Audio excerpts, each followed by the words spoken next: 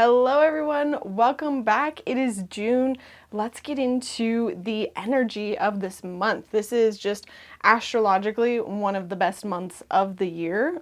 So we'll get into that in the second half of the video. But I'm very curious to see what energetically is showing up for us.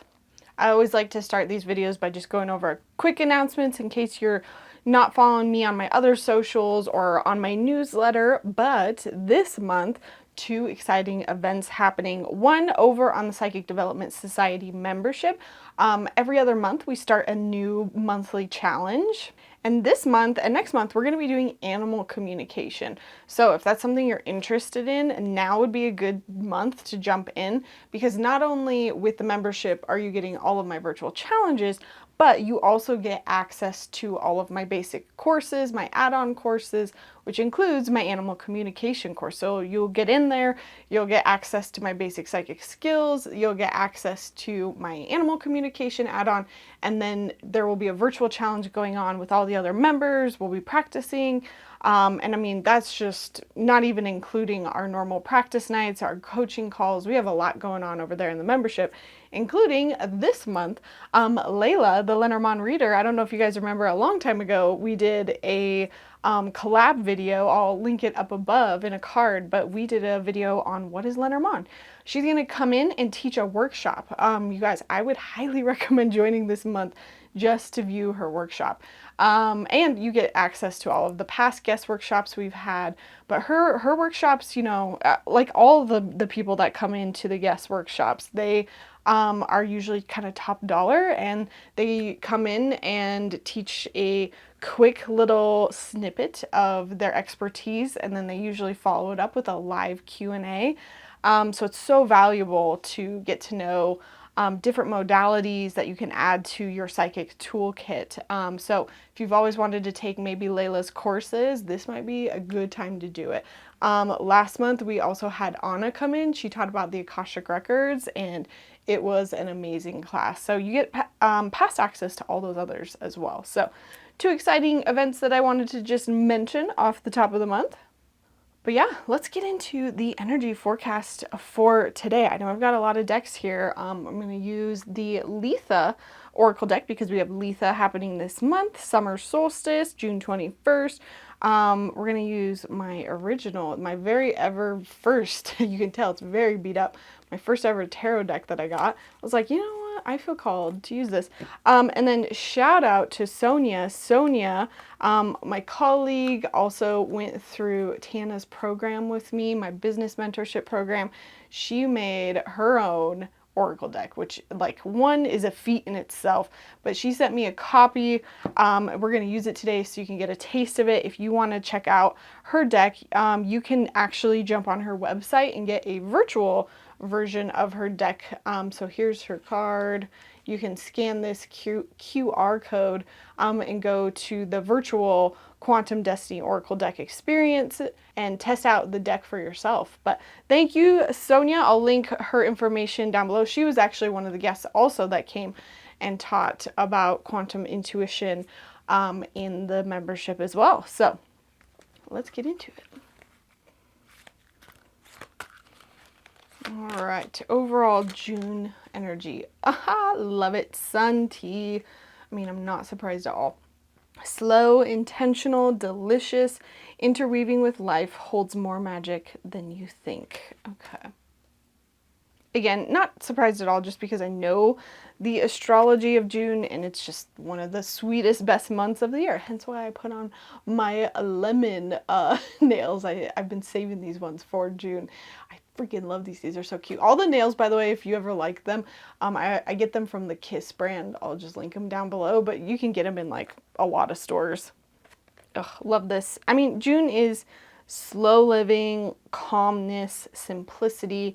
The sun tea, I think, essentially is about like filling up a mason jar with fruit, herbs, and it's kind of like the same as, you know, doing moon water on like a full moon, except for you put it out in the sun. I mean, yeah, literally like sun tea. A lot of people do I'm not a tea drinker, but there's a lot of sun teas where you literally put it outside in the sun. But the sun tea just reminds us that like sometimes we can find magic in some of the smallest, tiniest acts of bliss, you know? And really, again, if we're going to use keywords for this month, slow down, calm, simplify. Simplicity is key for June. Don't make things harder than they need to be. Instead of focusing on doing more, scale back and do less really well. And also, like, you don't have to make decisions quickly this month. You can really think on it first.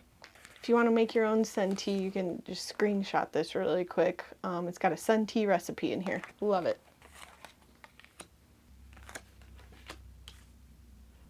And I asked, how is this going to be showing up for us this month? And we have the Five of Swords and Temptation.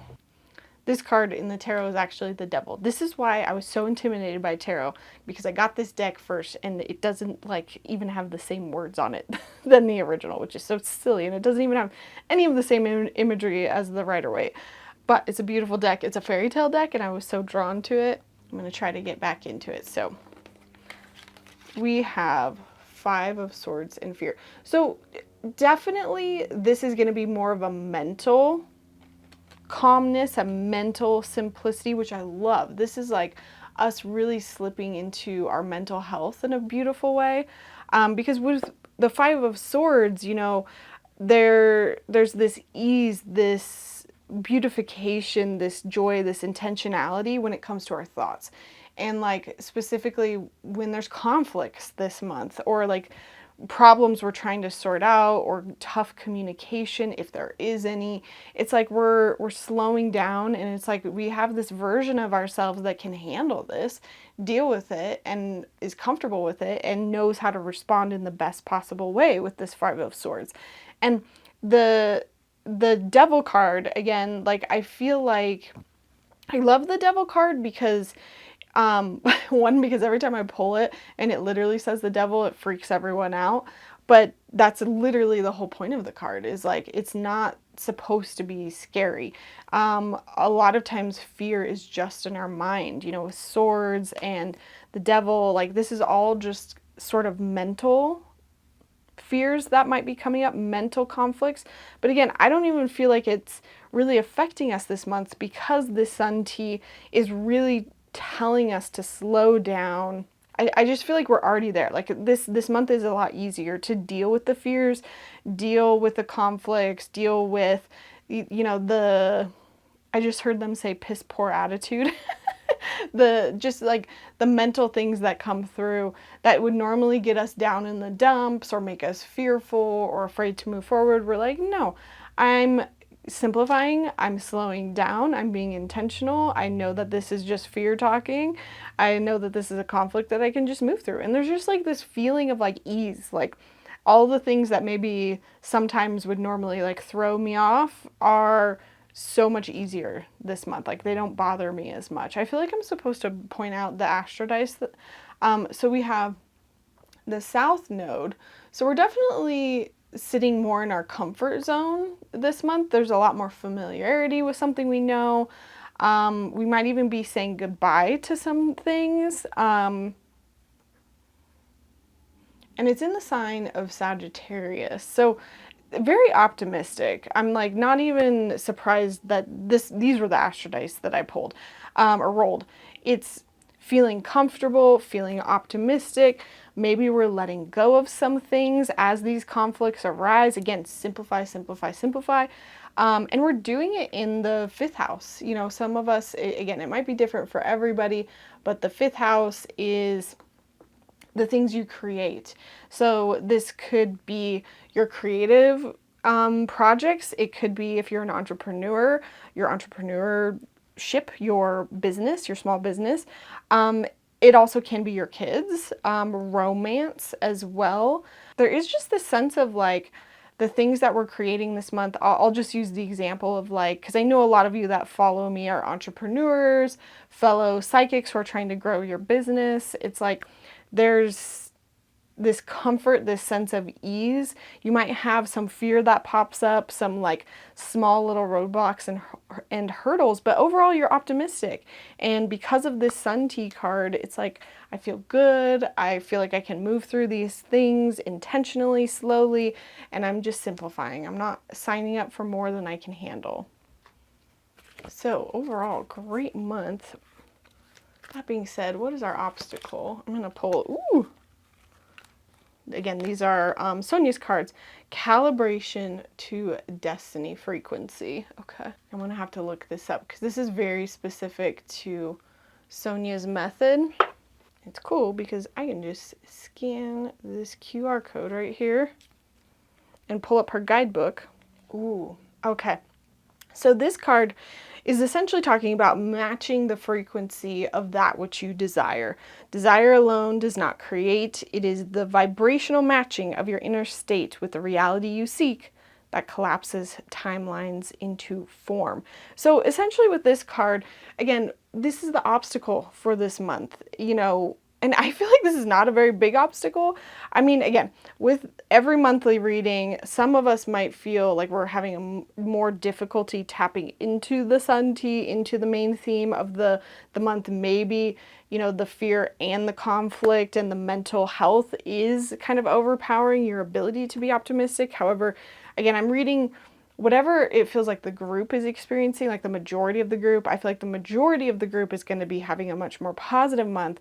And so with this card coming out, this is like our ability to attract that which we desire. And we have to be in that state of what we desire. So let's say I want to attract, you know, more clients or something like that, you know, more money. I'm going to be in the frequency. I'm going to be the version of myself that has those clients. I'm going to sit in that energy. I'm going to be that energy. I always give the example, like if you knew you were going to get $1 million in your bank account in 3 days, like it's processing, you just can't access it for 3 days. Let's like say that. What would you do? How would you change knowing that in 3 days, $1 million is about to be put in your bank account? You're going to start doing things differently. You're going to start acting differently. Now change the metaphor. You know, let's say in 3 days, you're going to get that job or you're going to get that relationship that you've been wanting to manifest. You know it's coming. It's for sure. You just have to wait like 3 days. What would you do between now and then, knowing for sure, guaranteed, 100% this thing is coming into your life? Again, it changes your attitude. It changes your behaviors. It changes the way that you show up. And that's what this card is. It's getting into that frequency before you have that thing so that you can attract that thing in.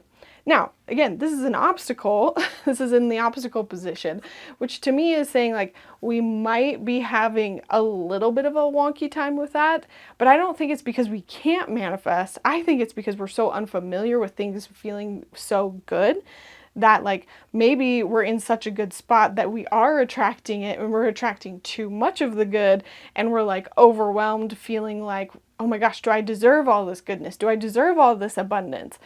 So I don't think it's an issue of like you're not attracting it. It's like the opposite of maybe you're attracting too much, or maybe you just haven't felt so good before. And so you're like not quite sure how to sit with this. Like the best way I can explain this is like, when I went on to Linda's show in March, Linda's show was a lot smaller than some of the other shows that I've been on in the past, but I didn't get in the past the amount of readings, new subscribers that I did on some of those past shows with even more subscribers, more people watching. And so I was just floored. I was blown away by how quickly I got booked up, how much abundance was coming in literally overnight. And it was like all of this success that I was having was making me really uncomfortable because I hadn't had so much of it all at once before. But I kind of knew that was part of the process. It's like, okay, I have to be comfortable with raising my ceiling. And I feel like I'm supposed to talk about that a little bit as well. If you feel like you this month are starting to get into that next step of receiving, of abundance. Like things are starting to be better. And it's like, I'm also hearing too, like, okay, I don't have to work so hard to pay each bill. One of you is saying that this month. And it's like, oh my gosh, I have a lot more ease. And I love that one. But it's like this uncomfortableness of like, oh my gosh, what do I do with all this extra? And there's a little bit of like panic. And sometimes what we do in those moments, accidentally, we self-sabotage. We blow all of our money, spend it all. And I don't want you to get into that. I want you to get comfortable with holding more. And so I do feel like several of you are going to be attracting more money. Resources I'd recommend: Financial Feminist, Tori Dunlap, freaking love her. Also Denise Duffield Thomas, any of her books. Those books all helped me a lot just with the money side of things. And I mean, I'm kind of in that same boat now of like, I'm holding more money than normal and I'm trying to get more comfortable with that. And again, this is not like a conceited thing. I know that that comes with great privilege, but just trying to say like we all reach new chapters in our life where the ceiling is raised, the ceiling is raised. And you have the option truly to move to the next thing, or out of fear, you could be moving back. You could keep yourself small. I don't want you to keep yourself small. If you find yourself doing that a lot, the book, The Big Leap, is also a really good one to help understand the concept of this. Man, I know I really went into that card, but like, I think the obstacle is we're getting into this frequency more, but it's going to be uncomfortable. We're going to be uncomfortable receiving the amount of abundance. Ooh, these cards are so pretty. Okay, now the next one we have Timeline Crossroads. Every choice I make shapes my destiny. It's really cool. It comes with a mantra, the message of the card. So the mantra of this one is: every choice I make shapes my destiny. You are standing at a crossroads between multiple timelines. This is what I was just talking about. Each one a different unfolding of your future. The timeline crossroads reminds you your energy, your beliefs, your actions are the architects of your reality. There's no wrong path, only resonance. Choose the path that calls to your soul, not the one that calms your fear. Like, what was I just saying? Destiny does not demand perfection. It asks for alignment. You already know the way. So beautiful. Oh, I'm getting like full body chills. So this card, this position, I always ask every month, how do we make this the best month ever? If like there's one anchoring piece of advice, what is it? It's remembering that every choice has and shapes your destiny. And so choosing the version, and this doesn't mean like, I feel like people get really anxious when they hear that and they're like, oh my God, I made the wrong choice. I fucked it up. But this is like, no, you know, future version of me, again, that future version that has that relationship, that has that $1 million, that has that business. What would that future version of you choose? And it's about making those choices, not the fearful ones that would normally hold you back. We're being called this month to definitely step into this new, I keep saying ceiling, it's definitely calling us this month. And so there might be some uncomfortableness here, but know that this is ultimately getting you to what you are asking for, what you are trying to manifest. So again, visualize that future version of yourself. Who am I? Who is that person? What choice would they make in this situation?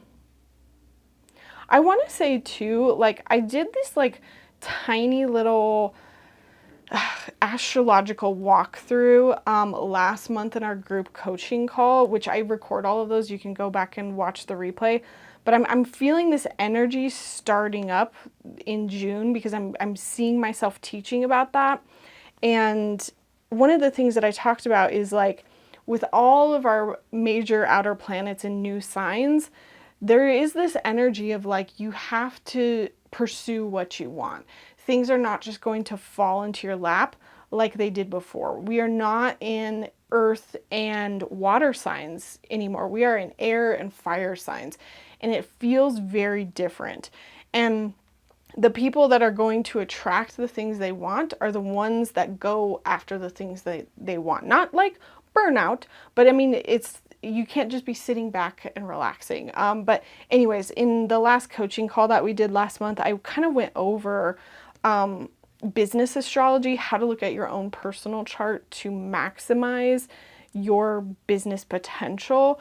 So if that's something you're looking at, again, if you are a intuitive of any kind and you're trying to build a business, it might be worth jumping into our group coaching calls. I am, just as like another, I wasn't going to do an announcement, but probably in August, I am going to finally launch my Psychic Development Academy, which is going to be like my high level course, but it's also a group mentorship program that's only for a year, and it's really going to help those who, again, it's not for everyone, but it's for those who specifically want to grow their business and understand how to be seen as a professional psychic. And again, maybe you're not a psychic, maybe you're an astrologer, maybe you do Reiki, mediumship, like whatever. I am going to be launching that mentorship, that 1-year mentorship, in August. So just keep an eye out for that. As long as you're following me on my socials and my newsletter, you'll probably see it. And I'll also probably do some sort of workshop ahead of time, like a couple-day workshop to give everyone a taste of what would be in the mentorship, and then, open up the membership just for a little bit of time before it gets closed for the year. So if it's something you're interested in, feel free to check out my blog post down below. I'll have some more information, just very preliminary information. But no, you do not have to wait until August. You can also jump into the Psychic Development Society membership, and we're learning things. We are talking about events. We are talking about like people's businesses every single month over there. So this is something that you can start growing now. I know I keep talking about money this month, but I feel it. And so I normally, for my psychic card, I use the other Psychic Development Oracle deck, but I'm pulling this one, which is also the Rich Intuition. And this one is Divine Wealth Codes. You're walking around with the codes to unlock your wealth. Yes, you already have them. This card is your nudge to tap into those divine wealth codes that are part of your soul's design. For spiritual entrepreneur girlies, your business is coded for success. The more you trust your intuition and align your services with your soul's purpose, the more wealth will flow to you. Don't be afraid to step into the business and financial abundance that's meant for you. So definitely a theme going on here. I do feel like, and it might show up differently for everybody. It might be money. I mean, again, we're talking about 5th house, so this could be a very like entrepreneur positive month for a lot of us. But with this timeline, this frequency thing, it's like things are going very well, and we're stepping into a version of ourselves that's attracting the highest for ourselves.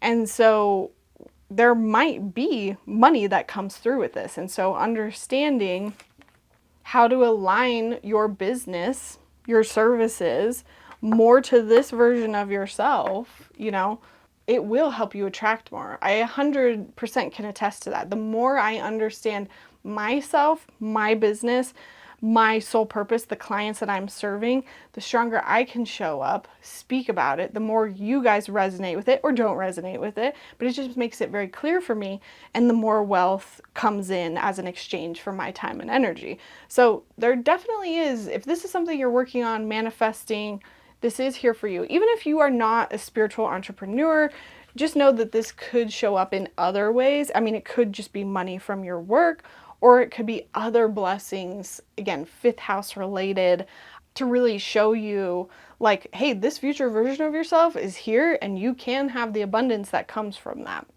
And we'll talk about that a little bit more in the astrology section. Basically, we've got both Venus and Cancer, Venus and Jupiter in Cancer this month, and they're going to be making a really harmonious aspect on the 8th. And knowing where Cancer is in your chart would be helpful. Okay, the last thing I like to ask, is there anything else we need to know about this month? We need to really break out of this victimhood. How are you blaming the world for what has happened to you? How have you given up your own agency and power? Alternatively, what painful experiences do you need to fully acknowledge in order to heal?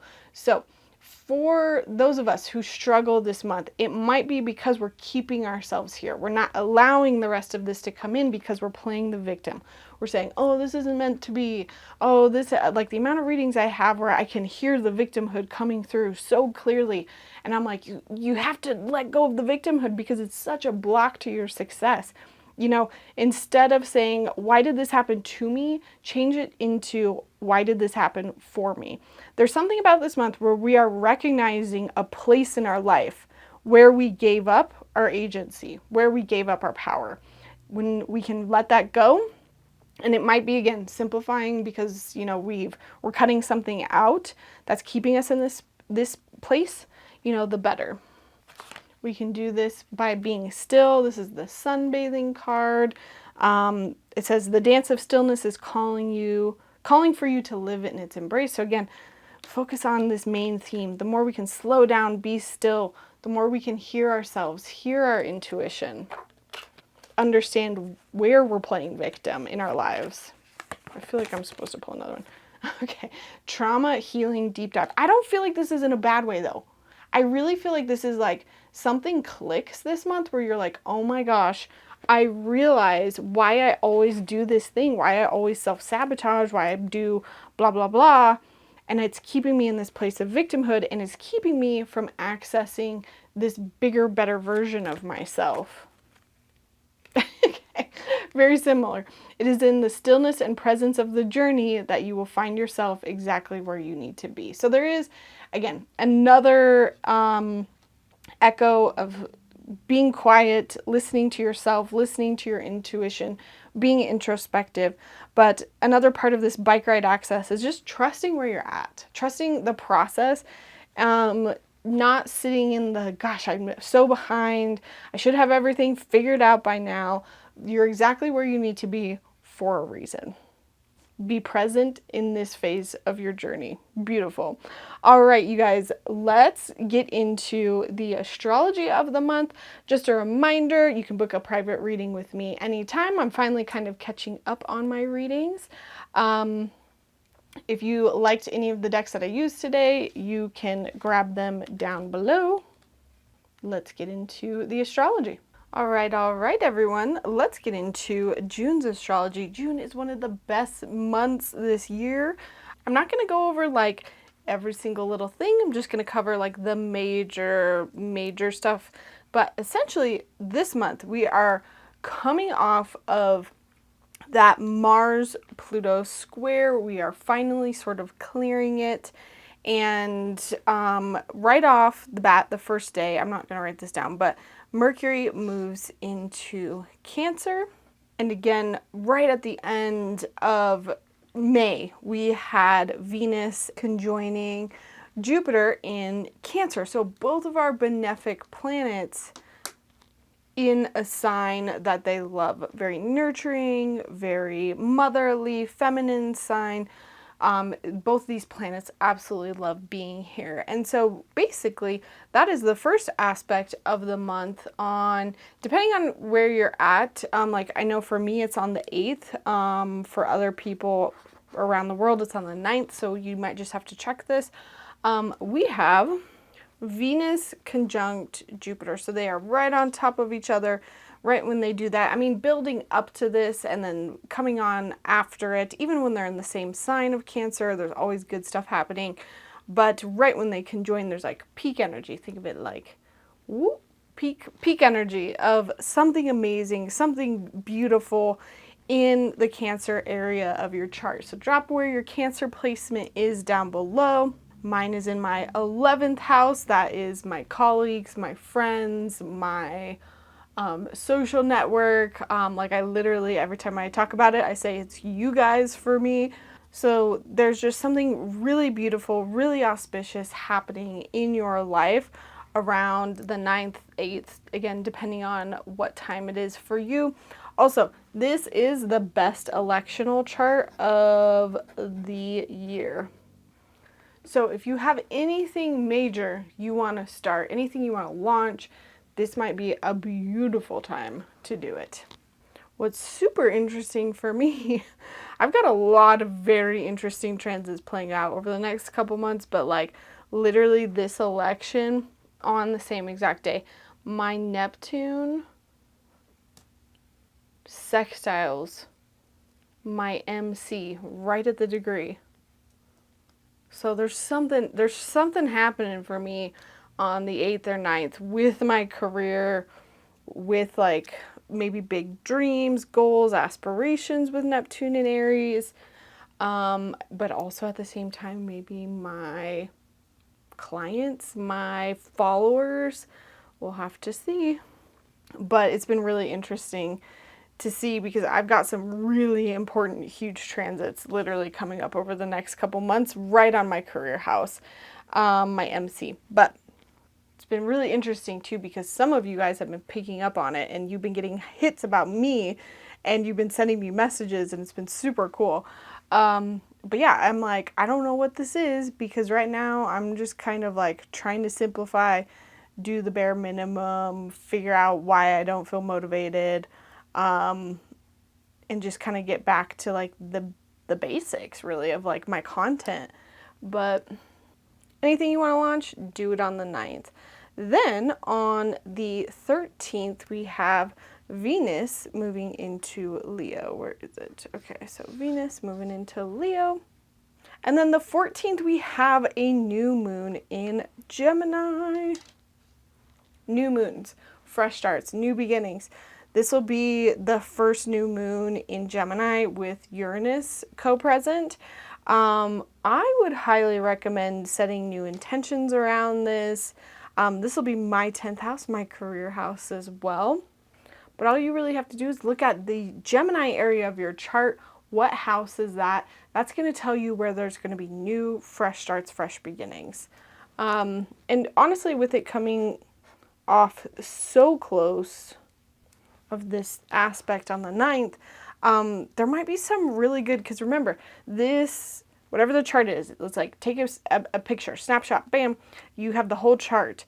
And so you're setting a really good intention for not just the next month, because, you know, Gemini, new moon, we're talking new moon to new moon, but you're also talking like the whole entire Gemini cycle. So that will be the Gemini new moon to the Gemini full moon, which is in 6 months, to the next Gemini new moon, which is a year later or 6 months after that.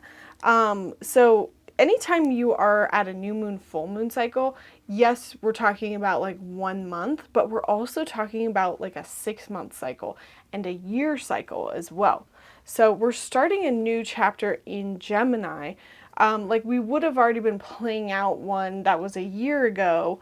And we would have had like the full moon that was like the halfway point 6 months ago. This is new. This is new. This is fresh. Again, there's Uranus, like a signature of unexpectedness, rebellion, doing things the way you want to do. I've been finding that Uranus and Gemini is very much in the mind, very much electric, like thinking the way you think. That's going to get imprinted onto this chart as well. But you still have Jupiter and Cancer imprinting on this chart again, which will not only just be 1 month, but it'll also be a whole year because we're talking new moon to new moon in that sign. And you'll find that halfway point about 6 months later at the Gemini full moon. Anyways, I hope you get my drift here. For you, it might be a really good time to set new intentions in this Gemini house. For me, it's in my 10th house of career, so you bet I'm going to be doing something. Oh, sorry. I also forgot to say with the 9th, like Venus, Jupiter in Cancer. This is just like good relationships. Relationships in your life, you're going to see them being cleaned up. This is also cleaning up the Mars retrograde that happened in Cancer early 2025. So anything that happened in that area of your life back then, you're going to see it cleaned up. Weddings, like this is just like so perfect, romantic, like 90s vibes. 90s romance movie vibes. So I will say, like Cancer placements, you are going to feel it the most if you have any sort of planets here rising. You guys are going to be just amazing. Gosh, like I'll just be so honest with you guys. I'm so nervous for June because like on the 17th, Uranus crosses my midhaven, which is, your career house. It crosses that degree exactly. I have a really early degree of Uranus. I have like a 4 degree. And this could be like status change, fame, rocket shooting, or it could be like so much of like me being like, fuck everything, I'm throwing in the towel. I need to utilize it, but I'm feeling so cloudy right now. Anyways, I'm just going through all my notes for this month and I'm realizing that like half of them are just for me personally. Especially because there's gonna be shit moving over my Chiron. Like I'm gonna be going through it, y'all. Send me some love because I'm gonna be feeling that lack of confidence. I have Chiron in Leo too, so like I have a hard time feeling confident in myself and being seen, which is just like a whole nother challenge that I have. Specifically like a lack of confidence in like what I'm good at. Even though I know I'm good at things, I'll still convince myself that I'm not. Then on the 21st, we have the sun moving into Cancer. Cancer season. This will also be Litha, summer solstice as well if you celebrate. I made a video way back in the past on summer solstice, the origins, how you can celebrate it. I did it with my son who was really little at that time, but I tried to make it as comprehensive as possible. So if you're new to all the Sabbats, definitely go check out my Sabbat series. Every year I love making oranges. Like I dry them out in our dehydrator and I thread them up like garland. It's so awesome. Oh my gosh, I forgot the new moon in Gemini signs. Let me go back really fast. Okay, so new moon in Gemini. If you are an Aries rising, this will be in your 3rd house, Taurus 2nd, Gemini 1st, Cancer 12, Leo 11, Virgo 10, Libra 9, Scorpio 8, Sagittarius 7, Capricorn 6, Aquarius 5, and Pisces 4. But whenever the sun, going back to Cancer season, whenever the sun moves into a new sign, it's like everyone is feeling the effects of that sign in particular. There's a spotlight on that. The month feels more Cancerian versus Geminian. What is Gemini? Geminician? And I mean, there's literally not much to talk about. I mean, of course, there's lots of like trines. I should say that on the 17th as well, Venus opposes Pluto. So that can often look like challenging relationships. Because anytime there's an opposition, transit wise, it's literally going to show up as other people in your life. So you might experience it in the Leo and Aquarius sector of your chart. Other people coming in to force you to dig deep. Sometimes this can be power struggles. Sometimes it can be like shining a spotlight on relationships that are not working. There's a variety of ways in how it shows up for you. Interesting. That's literally the same day that Uranus crosses my MC at 0 degrees. Essentially, though, you're reevaluating your relationship. Sorry, I'm just going to write this down because I do think it's important. Sometimes it can be finance shifts as well. Maybe that's what it's happening for me. Because Venus literally rules money. But it can also be relationships, your relationship with money. Again, it can bring up hidden truths, toxic patterns, superficial things. I mean, Pluto is the underworld. And Venus is relationships, money, beauty. And when those two are in opposition, you're just doing this like ping pong or a tennis match of like you're fighting, it's like a war between those two energies and it's showing up in that area of your life. Then on the 28th, we have, where'd it go? Mars moving into Gemini. Now, I'm going to pay attention to when Mars moves into Gemini on the 28th because then we are suddenly co-present. We have Mars and Uranus in the same sign. Although they are not conjunct yet, they will go conjunct on July 4th. I've been talking about this all year, even last year. there's going to be not so good things happening. Even when a planet is co-present, the day it ingresses, you'll see some sort of sign, indication, like, hey, heads up. So I'm going to be paying attention to what's happening globally. Actually, not globally, more so the U.S., because the Mars-Uranus conjunction in the U.S. is always very volatile when it's Uranus in Gemini.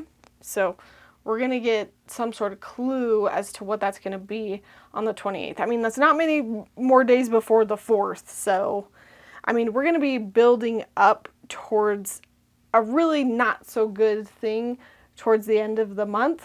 And then the rest of the year is just like, I'll let you guys know when we have some respite, but take June, take it up until like the 28th-ish when things are amazing, things are good.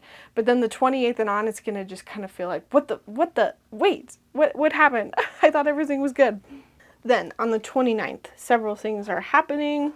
First of which is that Jupiter moves into Leo. This is like great, by the way, because Jupiter usually hangs out in a sign for about a year. So Jupiter has been in Cancer the last year or so. And I so love paying attention to when planets are at the 29th degree, the anaretic degree. So like the last couple days when it's about to move into Leo, you're going to see blessings in the Cancer section of your chart. Like it'll be like the last kind of like run, the last luck blessings before it starts in the next sign. So, the 29th, though, it's going to move into Leo, and then it's going to be in Leo for a whole year for you. Different section of your chart. So this is moving into my 12th house. You'll have to look at what house it's moving in for you. But Jupiter is amazing. Jupiter is going to bring luck, abundance, all good things. Again, it's a benefic to this area of your chart. So if you drop it down below, I might be able to tell you a little bit more specifically what Jupiter in Leo is going to bring you. For me in my 12th house, it's like the work that I do in solitude or alone or behind closed doors will actually prove more fruitful than if Jupiter wasn't there before. But just know, I would pay attention to this day because it's going to give you a little bit of preview of the whole entire year, because Jupiter takes a little bit longer. Same day, we have our full moon in Capricorn. So where'd my moon go? I'm going to read where this is at for everyone before I forget again. All right, so Aries, this is in your 10th house. Taurus 9th, Gemini 8th, Cancer 7th, Leo 6th, Virgo 5, Libra 4, Scorpio 3, Sagittarius 2, Capricorn 1, Aquarius 12, and Pisces 11. Full moon is like, again, where do I need to release? What is no longer working? And yes, this is halfway from that Gemini new moon, so you're going to get a little bit of an inclination of like, okay, where do I need to release specifically this month? But you can also, again, with any new moon, any full moon, go back and look. So this would be the halfway point of whatever we were trying to manifest, whatever intentions we were setting on the Capricorn new moon, which probably would have happened in January-ish. And we still have like another 6 months with this till we get to that next new moon cycle, to where we see that full culmination of what were we trying to manifest. I'm just curious, like, if I wrote down anything. Okay, yeah, so it would have been January 18th of this year. So if you can think back to what you were doing around that time, if there was any intentions you set on that new moon, that's going to tell you maybe what's coming up. Okay, and then also on the 29th, last but not least, which again, all these things kind of get imprinted on not only that new moon, or sorry, that full moon chart, but also that Jupiter in Leo. But we have our next Mercury stationing retrograde. This Mercury in retrograde is happening in Cancer, so it's a much more nostalgic, much more emotional. There might be some like family undertones to it because it's Cancer. It'll be retrograde for, about a month, the end of July. We're going to see it change. But yeah, with Mercury retrogrades, just, remember tech snafus, double check things before you make contracts, make agreements. A lot of it also depends on like where Mercury is. It's in Cancer, so you might see it more in family dynamics, more of your emotions. But again, it depends on where Cancer is for you. So again, that's my 11th house. So maybe I'm redoing things. Retrogrades, redo, revisit. It's not always bad. I've always I feel like thrived off of like Mercury retrogrades. I guess I'm Mercury ruled, so I kind of love them. I feel like I always go back to the drawing board and I figure out what's not working and I fix it and I come back even better. But sometimes you'll just get like one transit in a different sign that'll just like rock you, and it's totally dependent on your personal chart. Let's see, anything else I want to say? The only thing I forgot to say with Jupiter and Leo, Jupiter was in exaltation in Cancer. It loved being there. It was holding a lot of things together in your life, but also globally. So when we have Jupiter in Leo, there's apparently and I wrote this down, I watched some podcast a while ago. There are apparently lots of mega billionaires with Jupiter and Leo in their natal charts. So unfortunately, we might see them getting very rich, being very profitable, just getting a lot of luck and abundance coming towards them, possibly even getting rich with the stock market. I mean, I feel like we're already seeing that. But yeah, point being, it doesn't do as well in Leo.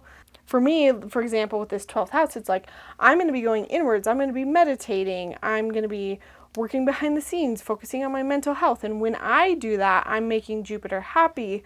And, I'm going to experience more luck, more abundance when I do that. So, one of the things I've been really learning is, with any of these placements, it's when you learn how to work with it instead of against it, you're making that planet happy. Again, we're not really literally doing that, but we're just kind of working along the path, along what's laid out. We're not working in resistance, and it makes it easier, and you get the benefits, the blessings of that planet instead of the planet doing the rough stuff to you. But yeah, friends, then we end June, and I just want to give you a preview. July is going to be one of the hardest months of the year. And again, it's because we're going to have Mars-Uranus conjoining every time they conjoin in U.S. history. It is not a good thing. I have just released a podcast, or will have almost just released one. I don't know which is going to come out first. They're both almost done at the same time. But I'm talking about this Mars-Uranus conjunction, what to expect, where to expect it. I will talk about it again in July, but at that point we're going to be so close to it. I just want to give you a forewarning. This happens about 4 times in the history of Uranus being in Gemini over the next 7 years. Anytime there's a Mars-Uranus conjunction in Gemini in U.S. history, it's coincided with real big bloody battles, massacres. I don't want to go over the keywords. I know I did it recently. It's just not going to look good. And so I know that everyone is kind of shitting on astrologers for fear-mongering. That's why I love using astrocartography, because then you can pinpoint a little bit more of where it's going to happen. But again, I'm going to make my predictions in that podcast I already have of what I'm seeing happening with this. And, July, I'll just more so give a reminder of what this looks like. So if you want to learn more, check out my most recent podcast. It will not be a video YouTube podcast. It's just going to be podcast only on the Practical Psychic podcast.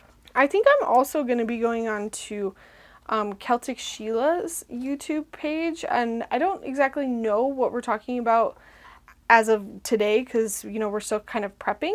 But it might also be possible that I discuss it there, and if that's the case, I'll link it in a card above. All right, friends, just remember, with the astrology, there is the extreme of one end and the extreme of the other end.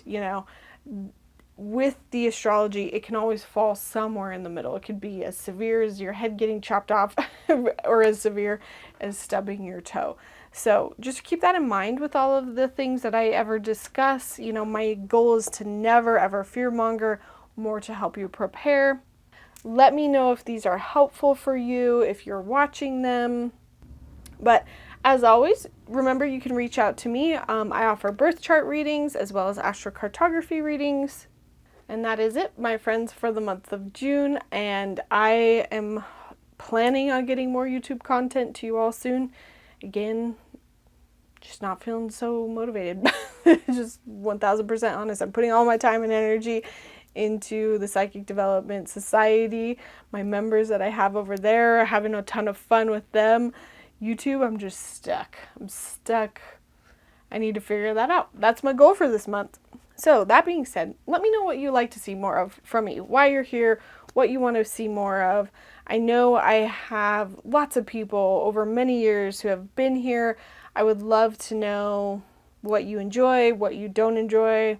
Again, constructive criticism is great, but I am genuinely open and asking for feedback here and would love to know what you guys would like to see more of on my page. Alrighty, friends, I will see you in July. Bye.